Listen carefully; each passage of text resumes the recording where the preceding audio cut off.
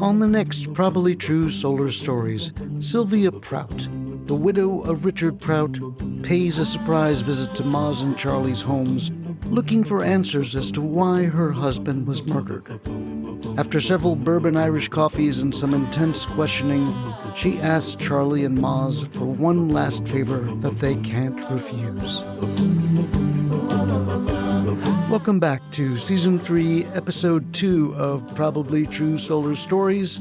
I'm Tor Solarfred Valenza, Solar Pro, solar storyteller, and lover of solar fiction, especially solar noir fiction. We're continuing to wrap up The Solar Heist, or How I Got Into the Solar Business, Part 8, Mrs. Prout. We haven't met the widow Prout yet, but we have met her deceased solar landfill mogul husband, Richard Prout, in Parts 3, 4, and 5 of The Solar Heist. To get the most context of this chapter and the whole Solar Heist series, please check the show notes for links to those previous episodes. That's it, and here we go. Roll that la-la music.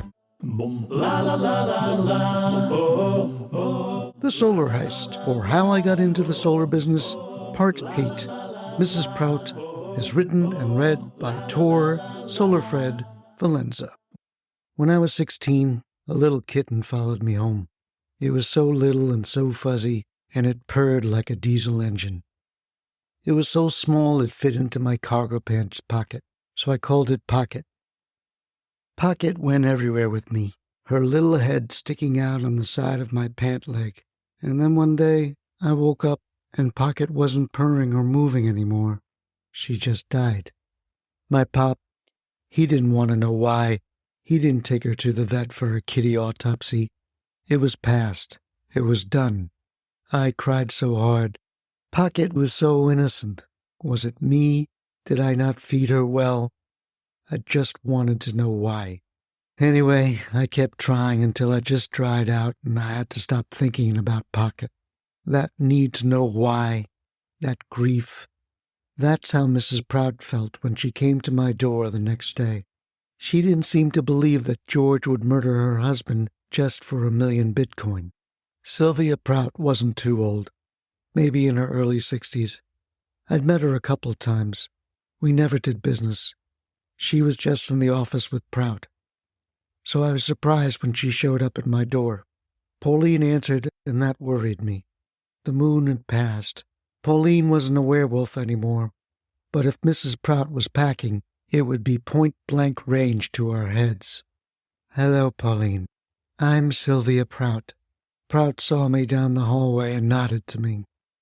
I'm so sorry for your loss, said Pauline, a little shyly. Very sorry, I said.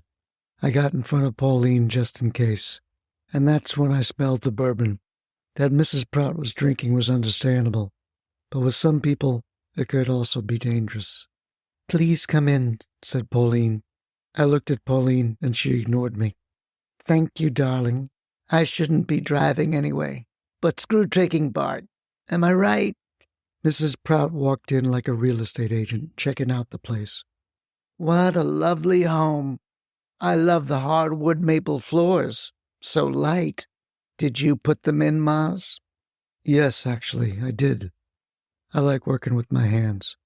Good to know, said Sylvia, and she winked at me. It might have been just a drunken casual wink, or it might have been a signal that she might need my hands for something. She led herself into the same living room where George Oneway had just held Pauline hostage a few hours ago. Just lovely, she said, looking at the living room. You've done well with your trucking business, Mazz. Very well. She sat on the couch in front of the storage ottoman where we'd put back the submachine gun. 2 more 9mm were in the side tables beside the couch, so I felt pretty safe. But I didn't know what she might do while boozy, grieving for a husband that she thought was bulletproof. Can I get you some coffee? Tea? Pauline asked. Coffee would be wonderful, she said. And it would be even more wonderful with a shot of bourbon, if you have it. A large shot. Then Mrs. Prout looked at me. I think she was trying to be punny since her husband's head was blown away by a large shot, and she wanted to see if I got the pun. I didn't say anything, but I sat next to her as Pauline went to get the coffee and bourbon. She watched Pauline disappear into the kitchen and then leaned into me. "I just can't believe it," she bourbon breath whispered. "And now it's all over the news." Charlie had given Richard what he wanted. There were headlines about a landfill mogul and a solar farm owner being robbed for his Bitcoin. Suspect at large. "Yeah," I said. "I knew something was wrong when I talked to him last night." "You talked to him?" asked Mrs. Prout innocently. But she knew I'd talked to him, or she wouldn't be here. It's not like me and Richard were best friends. The police had already called me asking why I'd called Richard so late. I told them that I'd gotten $1 million in Bitcoin for no reason and called him about it. I said that Richard told me it was a mistake and I sent it back. I also told them that I'd heard George One-Way's voice in the background saying, "Nice try, Richard," and then Richard hung up. I should have known something wasn't right, Mrs. Prout. I'm very sorry. "Call me Sylvia, please. The thing is, George was a friend, a nice friend.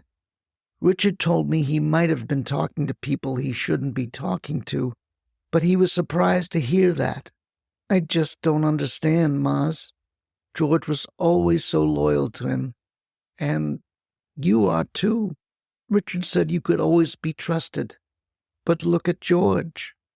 I just don't understand." Sylvia gave me a long, searching look, but I didn't blink. "I'm sorry," I said. "I'm deeply, deeply sorry for your loss. There's so much to do, and I'm frightened. Not by George. He's probably on his boat somewhere. I'm not worried about him. Sailboats are very dangerous. But, and this is what really worries me, another friend of ours also disappeared last night." Sylvia started tearing up again. "Beautiful Richie. You might have known him as Richie Berkeley, or some people called him Richie 3 times, a disparaging nickname for someone who was always being honest about his work and his intentions. Richie worked so hard for my Richard. He was like another son to us. And now he's missing too, on the same night." Sylvia looked deep into my face, seeing if she could shake me. I thought of Pocket and how I didn't understand why she died. Then I thought of Mrs. Prout and her not understanding about Richard's death, and I began to tear up.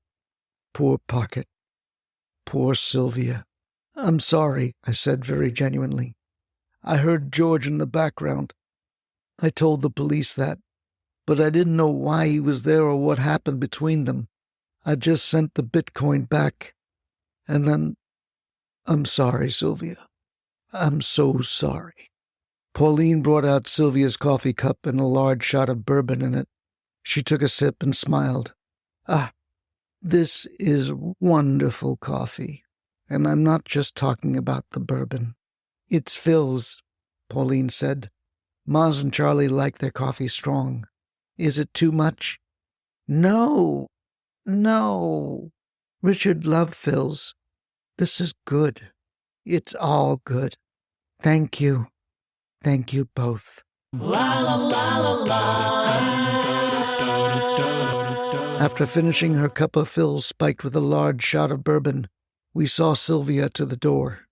A white electric Mercedes EQE sedan was parked in our driveway. "You sure you're okay to drive?" I asked. "Oh, I'll be fine. I'm not going far." She meant it. She pulled out of our driveway and then drove into Charlie's driveway across the street. Then she got out, smiled, waved to us, and slung a large white Louis Vuitton handbag over her shoulder. "Told ya. Wish me luck." We waved. I didn't know what kind of luck Sylvia was asking for, but I didn't wish her luck. Instead, I texted Charlie and Beth to be careful, because if she was the widow of Richard Prout, that white Louis Vuitton was carrying a big gun. Probably a big knife, too. Charlie told me what happened later. Sylvia rang the doorbell and Charlie greeted her with his condolences. Like I said, Richard's death was all over the news, and the detectives, Charlie's detectives, had already interviewed Charlie about his whereabouts last night. According to the Oakland police record, he was with me out for drinks, and then we came home and turned in. Charlie and Sylvia were well acquainted. As Richard's lead solar developer, Charlie would often see Sylvia at the solar landfill site. They'd even had a few dinners together. Charlie said those meals were always cordial, and the only business discussed was solar business. But if Richard had suspected Charlie of being a rat, did Sylvia know about that suspicion too? Or did Richard keep that to himself? Charlie invited Sylvia in, and once again, she asked Beth for a black Irish coffee, heavy on the Irish. And just like with Pauline, sending Beth on a kitchen coffee errand was her way to be alone with Charlie. When Beth was gone, Sylvia leaned into Charlie and lowered her voice. Aside from smelling like the back of a dive bar, her voice was hoarse now, probably from crying. "Charlie, you don't know what a shock this is for me," Sylvia said. "George was our communications person. He wrote press releases, company announcements, and coordinated our business communications. You knew him?" "Yes," said Charlie. "He really didn't seem dangerous to me." "I know. That's why I don't understand. I don't understand any of this. But there's no denying that the money was transferred to George. And the gun, they said it was Richard's. George shot him with Richard's own gun." "I'm so sorry," said Charlie honestly. "You saw him last night, didn't you?" Without knowing how much Sylvia knew, Charlie played it straight. He didn't want to get into knowing about certain awful things, or as Richard liked to say, cats. "Yes, I saw him, briefly, about solar business, about the PTO, permission to operate, turning the project on. After that, he said he had a meeting. I guess it was with George." Sylvia shook her head. "Oh, Charlie, this is what I'm talking about. I don't know the solar business. I don't know PTO or all those other crazy acronyms. I know real estate and I know landfills, but that's not solar. I need your help, Charlie, at least until I can get my head around everything that I've just inherited. I have to answer to investors, and they're very impatient and anxious after Richard's death. It's condolences mostly, but they also want to know continuity. Will you be that continuity for me, Charlie?" Of course, Charlie wanted continuity until he nailed the solar pope, but he tried not to seem eager. That might be too suspicious. "Sylvia, don't get me wrong. I respected Richard, but due to the way he died, I'm also concerned for myself and for Beth." Sylvia glanced at the kitchen, then she looked back at Charlie, sounding more desperate. "Charlie, I know this is a terrible circumstance, but nothing has ever happened to you, has it? Richard protected you. I'm sure I can protect you too. Besides, I know how you met Mazz. You might have gotten him into the solar industry, but he used to be in the special authorized transportation business. Isn't that true?" Charlie knew she was referring to our original solar heist, and that was good. It meant that she still thought that Charlie was a patsy, not a federal agent. So he backed down. "Of course, Sylvia. I'm happy to help. And I'd appreciate your protection." "Thank you. Oh, thank you. Now that we've talked, I'm going to extend your contract for one more project. That's all I'm asking. Your development fees will go up too, of course. Call it hazard pay." "Could you tell me more about this project?" said Charlie. "It's another land deal that Richard just closed. The Butte County Planning Commission is about to meet up there in Chico. Some local yokels are opposing the project because of a lot of solar myths. Richard was going to try to educate everyone, but anyway, I'd like you and Mazz to go for me and speak to the planning commission and to these neighbors. It's tomorrow." "That's very short notice, Sylvia." "I know, but please, Charlie. It's not just Richard and the funeral. A close friend of the family is missing too. Did you ever meet Richie? Tall, slim Richie. He usually wore a Berkeley hoodie." "I think he came to the solar site once. I'm not sure," Charlie said with a straight face. "You would know if you met him," said Sylvia. "He always made an impression. But now he's missing, Charlie. Maybe it has to do with George and Richard. Maybe it doesn't. Richie liked to do his own thing, but Richard and we were responsible for him. He was like an intern. I really have to find out what happened to him." She stopped as Beth walked in with her coffee and bourbon. "Oh, thank you, hon. Richie's parents are holding me responsible for his well-being, as they should, even under these terrible circumstances. So, will you go to Chico for me, Charlie? It would mean so much." "Of course. I'll do anything I can to help." "Oh, you're the best, Charlie. The best. Richard always liked you. He said you were an honest straight shooter." "Oh, God, what am I saying? I'm sorry. I feel so..." The words didn't come out, so Charlie tried to fill them in. "Lost?" "No. Screwed. But it's not your concern. Bottoms up." She downed her bourbon coffee in one gulp. "You and Pauline make the best coffee, Beth. Love it." Beth and Charlie nodded kindly, but they didn't say anything else, and Sylvia knew that it was time to go. "Well, I have to go to the funeral parlor." Sylvia stood up to go and steadied herself on Charlie's shoulder. "Are you sure you're okay to drive?" asked Beth. "Oh, honey, my liver is cast iron. I never feel it anymore. That's why I can do what I have to do." She looked at Charlie. "Would you hand me my bag and walk me to my car, Charlie?" Charlie picked up Sylvia's white Louis Vuitton bag. He could feel dead weight metal of the butt of a large gun hitting his shin when he picked it up. He offered the bag to Sylvia, but she didn't take it. She had a slight smile on her face, and she rolled her eyes toward Beth, as if she was calling Charlie into a secret passage that she didn't want Beth to know about. When they got to her E-Mercedes, Charlie again tried to hand Sylvia her handbag, and again Sylvia wouldn't take it. "Hold it open for me," she said. Charlie did, and Sylvia reached inside. He flinched, thinking that Sylvia was about to pull out the heavy gun inside and shoot him in the head, but she just pulled out a jangling keychain with a diamond-encrusted cat charm with red eyes made from rubies. "Cats," said Sylvia, jingling the keychain. "My good luck charm. I'm gonna need it." She looked inside her purse like a magician reaching for a rabbit inside the hat, and then she pulled out a matching white Louis Vuitton leather wallet. "You keep the rest," Sylvia said with an elongated est. Then she bit her lower lip and raised her eyebrows.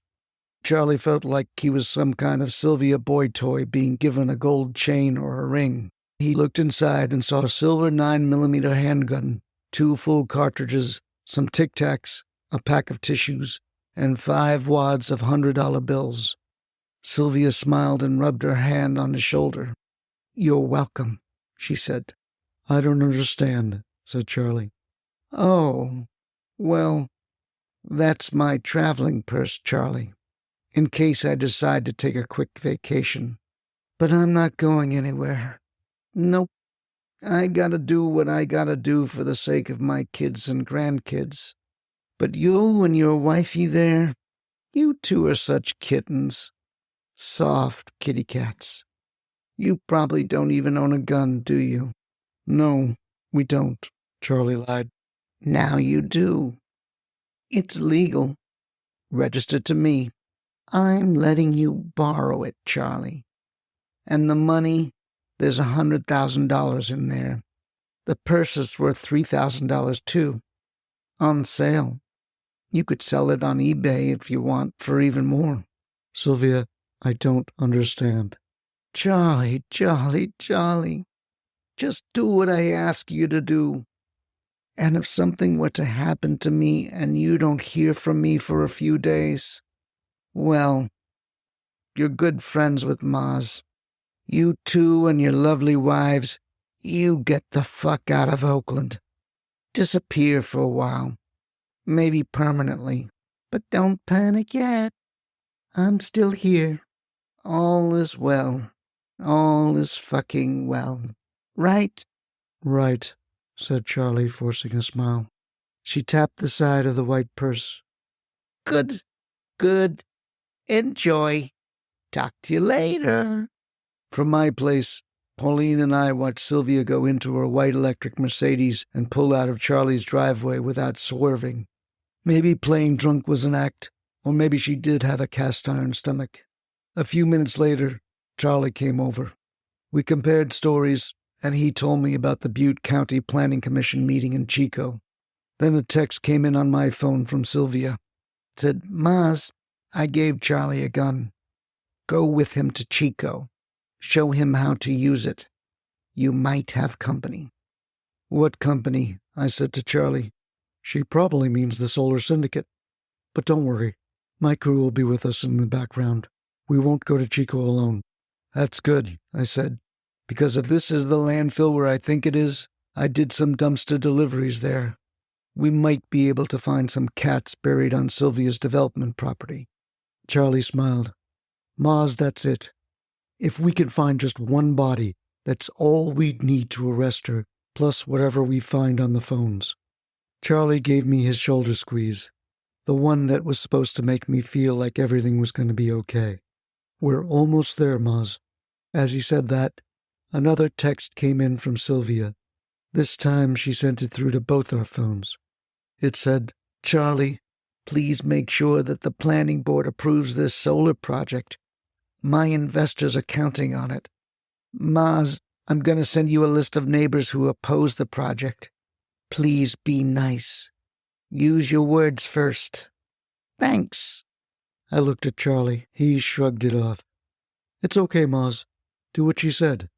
Use your words. It'll be fine. But it wasn't fine, thanks to a leak. And speaking of leaks, I gotta take one. I'll be back.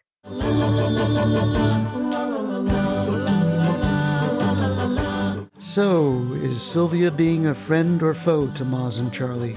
Or is she setting them up? These and more questions will be answered in the next few episodes of Season 3, and then we're going to start in on some more original, one-off, probably true solar stories. Check the Season 3 preview episode for the current rundown.